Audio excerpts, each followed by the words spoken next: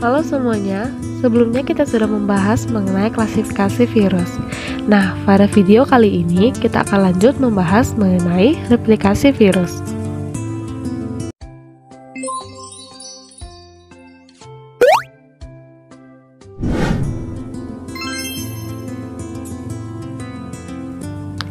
Virus mampu bereproduksi. Virus berkembang biak dengan cara replikasi atau perbanyakan diri di dalam sel inang. Secara umum, replikasi virus terdiri dari 5 tahap, yaitu tahap adsorpsi, yaitu penempelan virus pada sel inang, tahap penetrasi, yaitu masuknya materi genetik virus pada sel inang, tahap sintesis, yaitu tahap pembentukan, tahap perakitan, dan tahap litik, yaitu pemecahan sel inang. Siklus replikasi virus dibedakan menjadi 2, yaitu siklus litik dan siklus lisogenik. Pertama, kita akan membahas siklus litik. Siklus litik merupakan cara reproduksi virus yang disertai dengan matinya sel inang setelah terbentuk anakan virus baru. Siklus litik terjadi apabila pertahanan sel inang lemah dibandingkan daya infeksi virus. Siklus litik terjadi dalam 5 tahapan sebagai berikut. Tahap pertama adalah tahap adsorpsi. Kita ambil contoh virus Bacteriophage T4 dan bakteri Escherichia coli sebagai sel inangnya. Pada tahap absorpsi ini, virus menempel pada bagian reseptor site sel inang dengan menggunakan serabut ekornya. Tahap kedua adalah tahap penetrasi. Pada tahap ini, selubung ekor berkontraksi untuk membuat lubang yang menembus dinding dan membran sel inang. Kemudian, virus memasukkan materi genetik virus melalui lubang pada dinding dan membran sel inang. Sel inang akan dipenuhi oleh DNA virus dan kapsid virus menjadi kosong. Tahap ketiga adalah tahap sintesis. Tahap ini merupakan tahapan pembentukan komponen virus berupa materi genetik dan protein. DNA sel inang dihancurkan menggunakan enzim tertentu, kemudian DNA virus digandakan. Setelah itu, terjadi pembentukan protein penyusun kapsid, rakitan ekor, dan lizozim.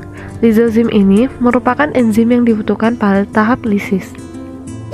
Tahap keempat adalah tahap perakitan. Pada tahap ini terjadi perakitan partikel virus yang lengkap membentuk virion-virion baru dengan menggunakan asam nukleat dan protein.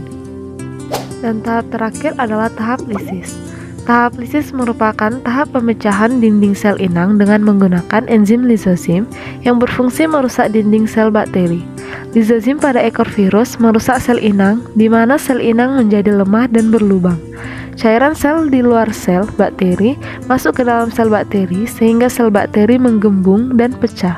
Sel bakteri pun mati, partikel virus baru keluar dan menginfeksi sel bakteri lain. Virus yang mampu bereproduksi secara litik ini disebut virus virulen. Selanjutnya kita akan membahas siklus lisogenik. Siklus lisogenik merupakan cara reproduksi virus yang tidak melibatkan proses penghancuran atau kematian sel inang.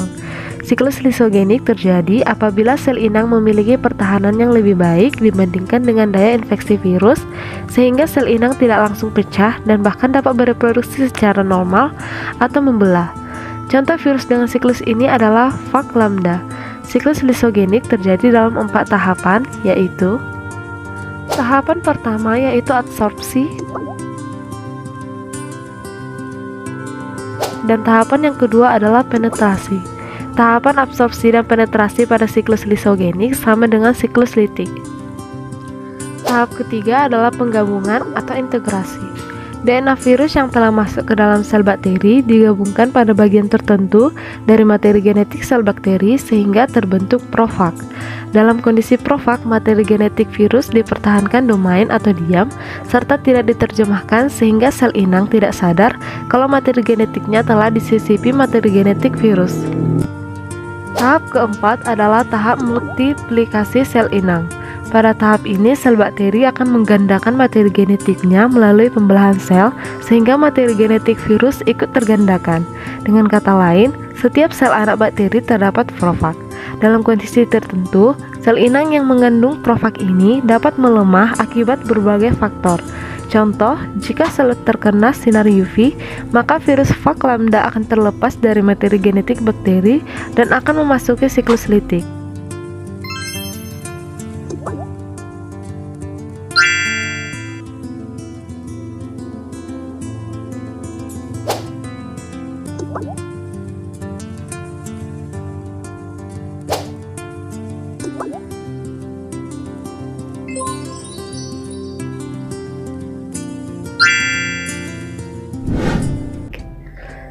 Oke guys, sampai di sini dulu ya pembahasan kita mengenai replikasi virus. Kalau kalian masih bingung tentang penjelasan ini, kalian boleh beri komentar di kolom komentar.